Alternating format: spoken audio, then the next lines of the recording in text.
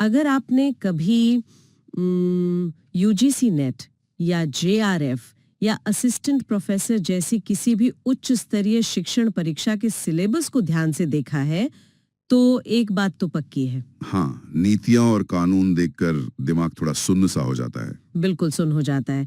मतलब किताबों में ये सब इतने भारी भरकम शब्दों में लिखा होता है कि लगता है जैसे हम शिक्षा नहीं बल्कि कोई कानूनी मसौदा पढ़ रहे हों। सही कहा आपने।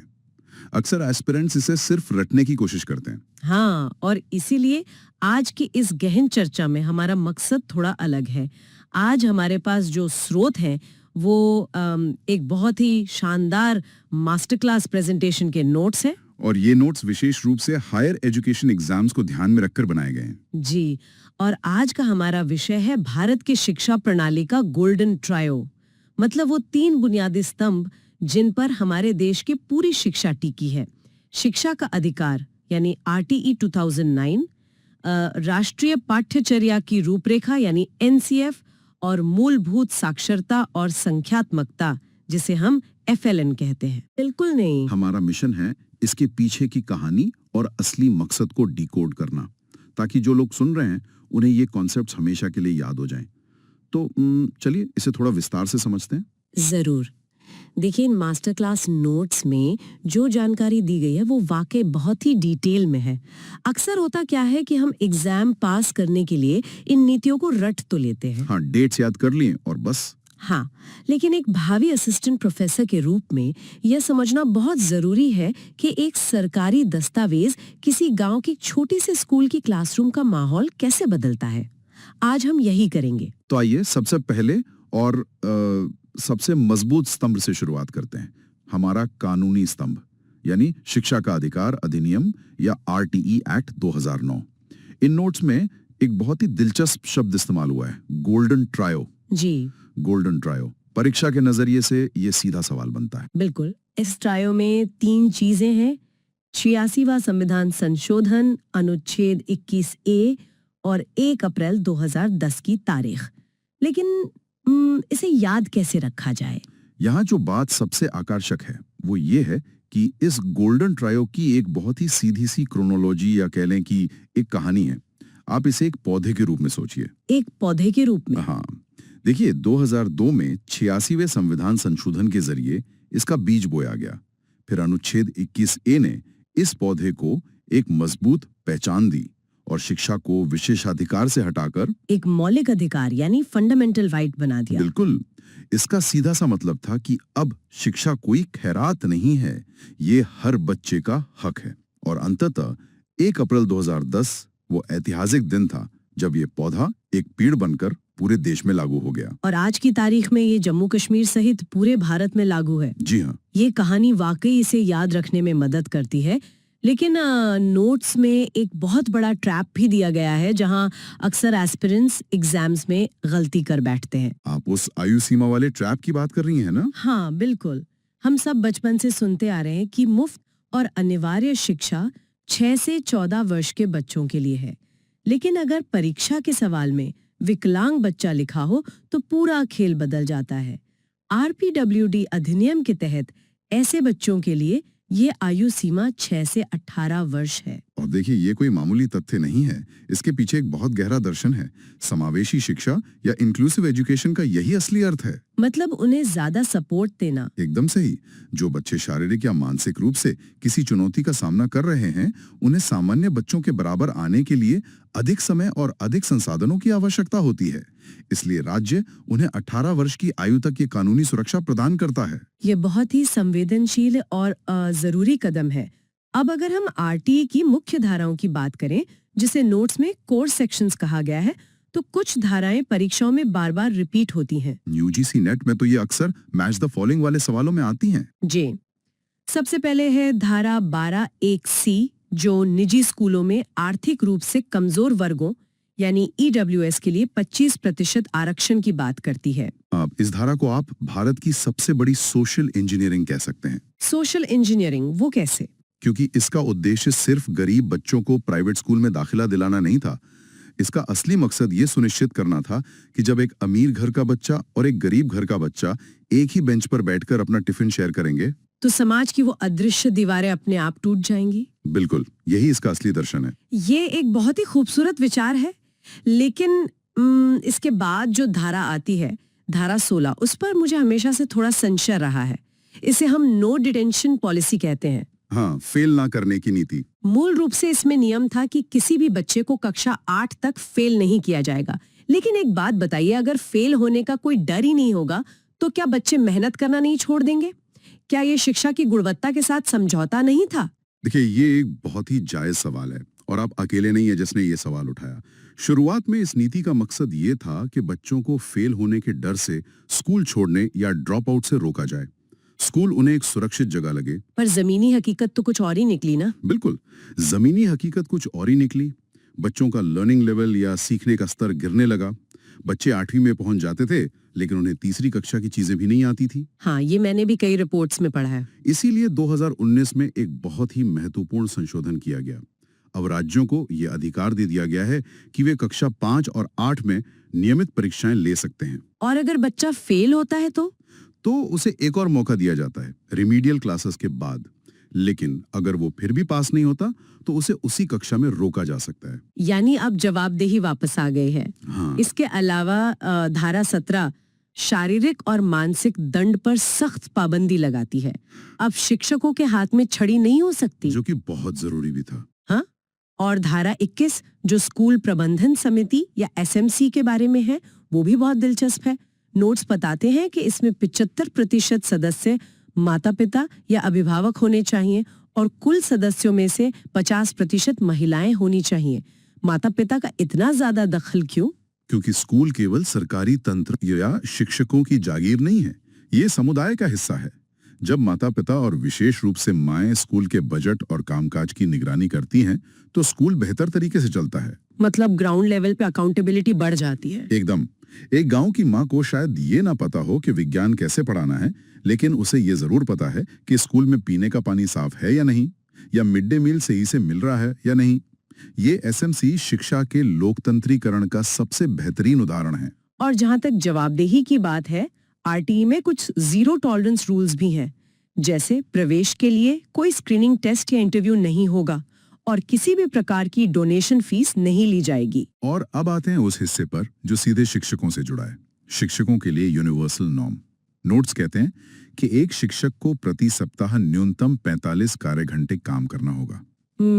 ये 45 घंटे का नियम अक्सर लोगों को भ्रमित करता है। हाँ, करता है। अगर आप इसे 6 कार्य दिवसों में बांटें तो ये 7.5 घंटे प्रतिदिन होता है। इसका मतलब ये है कि शिक्षक का काम केवल घंटी बजने पर क्लास में जाकर लेक्चर देना नहीं है। इसमें तैयारी का समय भी शामिल होता है, राइट? बिल्कुल। लेसन प्लान बनाना, बच्चों की कॉपियां जांचना, उनके प्रदर्शन का विश्लेषण करना, ये सब इस 45 घंटे में आता है।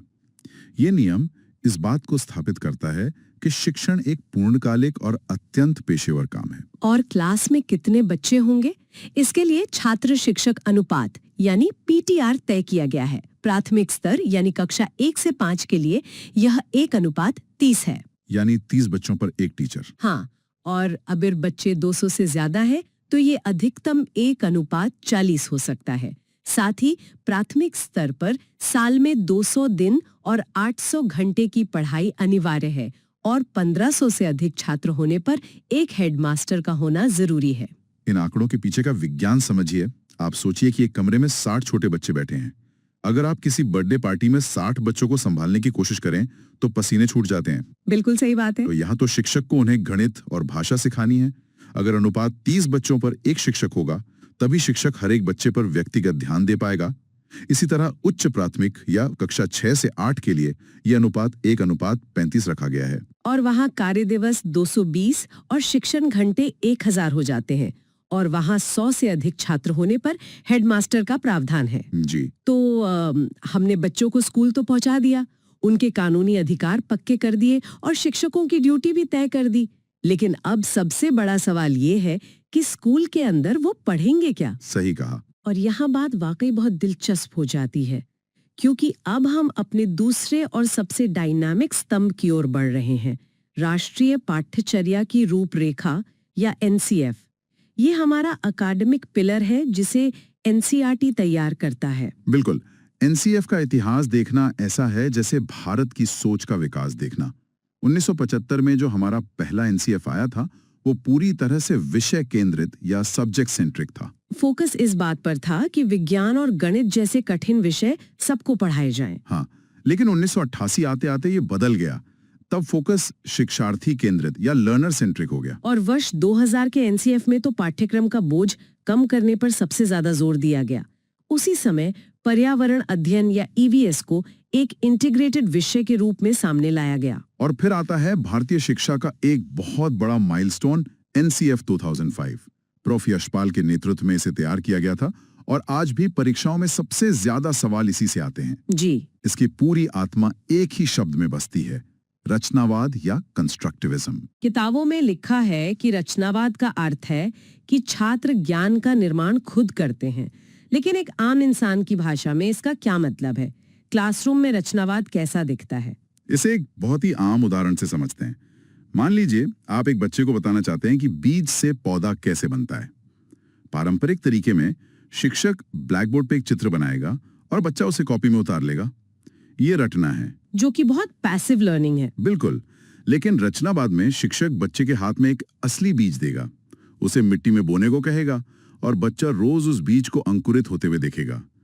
यहाँ बच्चा निष्क्रिय श्रोता नहीं है, वो अपने अनुभव से सक्रिय रूप से अपना ज्ञान रच रहा है। वाओ। जैसे आज के बच्चे बिना किसी मैनुअल के स्मार्टफोन चलाना सीख जाते हैं, गलतियां करके और खुद प्रयोग करके। यही रचनावाद है। क्या शानदार उदाहरण है। और नोट्स में ये भी मेंशन है कि एनसीएफ 2005 की प्रेरणा रविंद्रनाथ टैगोर के निबंध सभ्यता और प्रगति से ली गई है। इसमें 5 मार्गदर्शक सिद्धांत दिए गए हैं जो किसी भी परीक्षा के लिए बहुत महत्वपूर्ण है। जी, उन्हें एक बार जल्दी से रिकैप कर लेते हैं। मैं उन्हें पढ़ती हूँ। पहला, ज्ञान को स्कूल के बाहर के जीवन से जोड़ना। दूसरा, रटने की विधि से दूर जाना। तीसरा, पाठ्य पुस्तकों से परे जाकर पाठ्यक्रम को समृद्ध बनाना। और चौथा है परीक्षाओं को लचीला बनाना और उन्हें कक्षा के जीवन के साथ एकीकृत करना। परीक्षा बच्चों को डराने के लिए नहीं होनी चाहिए। और 5वां सिद्धांत है देश की लोकतांत्रिक राजनीति के भीतर सरोकारों को ध्यान में रखते हुए एक मजबूत लोकतांत्रिक पहचान का पोषण करना। यानी बच्चा सिर्फ अच्छा छात्र न बने, एक अच्छा और जिम्मेदार नागरिक भी बने। ये सिद्धांत सालों तक हमारे काम आए, लेकिन नई शिक्षा नीति 2020 या एनईपी 2020 आने के बाद हम एक बिल्कुल नई दुनिया में आ गए हैं। डॉक्टर के कस्तूरीरंगन की अध्यक्षता वाली संचालन समिति ने अब नए एनसीएफ तैयार किए हैं। जी हाँ, और इसे बहुत ही साइंटिफिक तरीके से बांटा गया है। सबसे पहले है एनसीएफ-एफएस 2022। यहाँ एफएस का मतलब है फाउंडेशनल स्टेज। ये 3 से 8 साल के बच्चों के लिए है ना? हाँ, ये पूरी तरह से खेल और गतिविधियों पर आधारित है। लेकिन इसमें जो सबसे आकर्षक बात है वो है पंचकोश की अवधारणा। ये हमारी प्राचीन भारतीय परंपरा से लिया गया है। पंचकोश शब्द सुनने में बहुत आध्यात्मिक लगता है। क्या आप इसे थोड़ा डिकोड कर सकते हैं? बिल्कुल।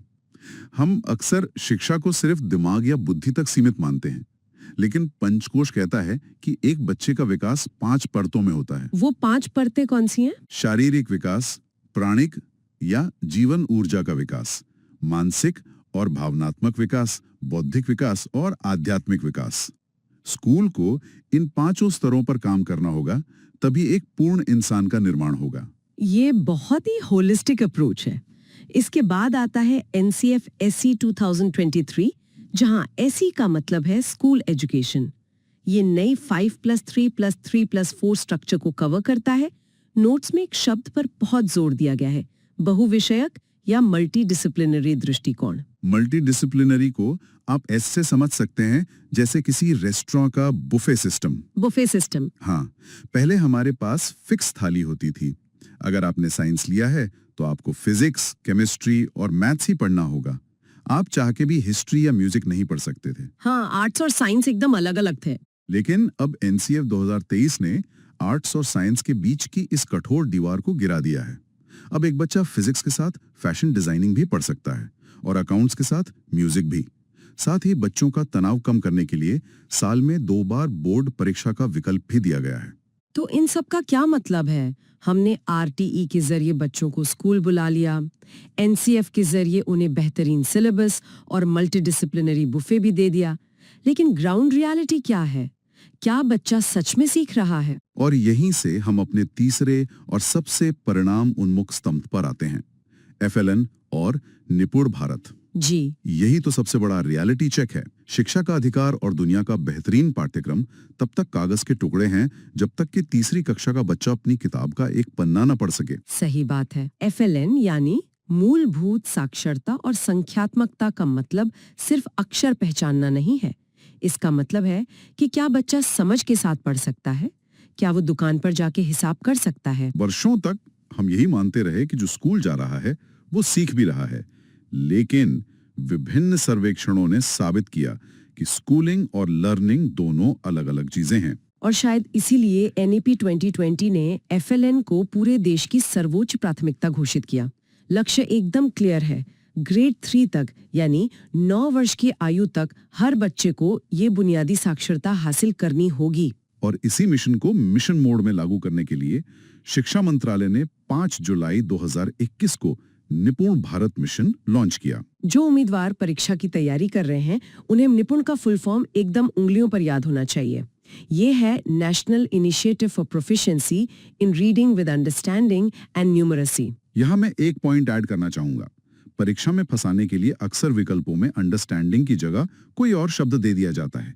यहाँ समझ के साथ पढ़ना सबसे जरूरी है, सिर्फ तोते की तरह पढ़ना नहीं। और इसके टारगेट्स को लेकर भी अक्सर कंफ्यूजन रहता है। मूल एनईपी में ये लक्ष्य 2025 तक था, लेकिन निपुण भारत मिशन ने इसे थोड़ा और व्यवहारिक बनाते हुए 2026-27 तक कर दिया है। जी, ये बाल वाटिका से ग्रेड 3 तक के बच्चों पर फोकस करता है और नोट्स में लक्ष्य सूची का जिक्र है जिसमें मापने योग्य टारगेट दिए गए हैं। हाँ, ये बहुत ही स्पेसिफिक टारगेट्स है, जैसे ग्रेड 3 के बच्चे को अर्थ के साथ प्रति मिनट कम से कम 60 शब्द पढ़ने आने चाहिए। और गणित में उसे 9,999 तक की संख्याएं पढ़नी, लिखनी और उन पर बुनियादी जोड़ घटाव करना आना चाहिए। इसके साथ ही नोट्स में एक और बहुत अहम शब्द है, विद्या प्रवेश। जी, विद्या प्रवेश। ये ग्रेड 1 के छात्रों के लिए 3 महीने का एक स्कूल रेडीनेस मॉड्यूल है। आप खुद सोचिए, एक बच्चा जो पहली बार अपने घर के सुरक्षित माहौल से निकलकर एक फॉर्मल स्कूल में आता है, वो कितना डरा हुआ होता है। बिल्कुल, उसके लिए सब कुछ नया होता है। विद्या प्रवेश पूरी तरह से खेल और कहानियों पर आधारित है ताकि बच्चा स्कूल के माहौल से घुल मिल जाए और उसका डर खत्म हो जाए। अगर हम इसे बड़े परिप्रेक्ष्य से जोड़ें तो अब हम भारत के शिक्षा पारिस्थितिकी तंत्र या एजुकेशनल इकोसिस्टम की एक पूरी और साफ तस्वीर देख सकते हैं। हाँ, ये कोई अलग-अलग योजनाओं का ढेर नहीं है, बल्कि एक बहुत ही सोची समझी मशीनरी है। बिल्कुल, चलिए इसे समेटते हैं। सबसे पहले है हमारा कानूनी पिलर, आरटीई 2019। ये सुनिश्चित करता है कि स्कूल की बिल्डिंग हो, क्वालिफाइड टीचर हो और बच्चे को प्रवेश का अधिकार मिले। फिर आता है अकादमिक पिलर, एनसीएफ। ये तय करता है कि क्लास के अंदर क्या पढ़ाया जाएगा और सबसे जरूरी कि कैसे पढ़ाया जाएगा, यानी रचनात्मक तरीके से। और अंत में है परिणाम पिलर, एफएलएन और निपुण। ये इस बात की गारंटी है कि जो पढ़ाया जा रहा है वो वाकई में सीखने यानी लर्निंग में बदल रहा है। और परीक्षा हॉल में बैठने वाले उम्मीदवारों के लिए एक छोटी सी चीट शीट या रिवीजन स्ट्रैटेजी ये है कि कभी भी आरटीई के लागू होने यानी 1 अप्रैल 2010 और संशोधन जो 2002 में हुआ था उसमें कंफ्यूज ना हो। विकलांग बच्चों की उम्र 6 से 18 वर्ष हमेशा याद रखें। जब भी सवाल में यशपाल का नाम आए तो उसे रचनावाद से जोड़ें, और जब कस्तूरी रंगन का नाम आए तो मल्टी डिसिप्लिनरी और पंचकोश की तलाश करें। और निपुण के फुल फॉर्म में अंडरस्टैंडिंग शब्द को बिल्कुल मिस ना करें। शानदार। तो आज हमने इस मास्टर क्लास के जरिए आरटीई, एनसीएफ और एफएलएन के भारी भरकम शब्दों को आसान भाषा में डिकोड किया। हमने देखा कि कैसे ये नीतियां सिर्फ कागजों पर नहीं बल्कि जमीन पर भारत के भविष्य की नींव रख रही हैं। ये नीतियां बता रही हैं कि शिक्षा रटने का नहीं रचने का काम है। बिल्कुल। ये सब देखने और समझने के बाद ये एक महत्वपूर्ण सवाल खड़ा करता है। कैसा सवाल? हम सब ने देखा कि शिक्षा प्रणाली कैसे निष्क्रिय होकर सुनने से सक्रिय रूप से चीजें बनाने और सीखने की ओर जा रही है। एनसीएफ 2023 मल्टी डिसिप्लिनरी होने की बात करता है, विषयों की दीवारें तोड़ रहा है। जी। तो सवाल ये है कि अगर ये रचनावाद और ज्ञान को बाहरी जीवन से जोड़ने का कॉन्सेप्ट पूरी तरह से 100% सफल हो जाता है तो क्या आने वाले 10 सालों में हमें पारंपरिक क्लासरूम की इन भौतिक दीवारों की जरूरत भी पड़ेगी, या फिर हमारा समाज, हमारे खेत, हमारे कारखाने और ये पूरा बाहरी परिवेश ही बच्चों के सीखने का एक जीवन स्कूल बन जाएगा? क्या बात है! ये वाकई दिमाग के तार झनझनाने वाला सवाल है। अगर दुनिया ही स्कूल बन जाए तो फिर दीवारों की क्या जरूरत? इसी विचारोत्तेजक सवाल के साथ हम आज की इस चर्चा को यहीं समाप्त करते हैं। जो लोग भी हमारी इस गहन चर्चा को सुन रहे हैं, खासकर वो जो अपनी परीक्षाओं की तैयारी कर रहे हैं, हमें उम्मीद है कि ये डीप डाइव आपके लिए मददगार साबित होगी। हमारे साथ जुड़ने के लिए आपका बहुत बहुत धन्यवाद।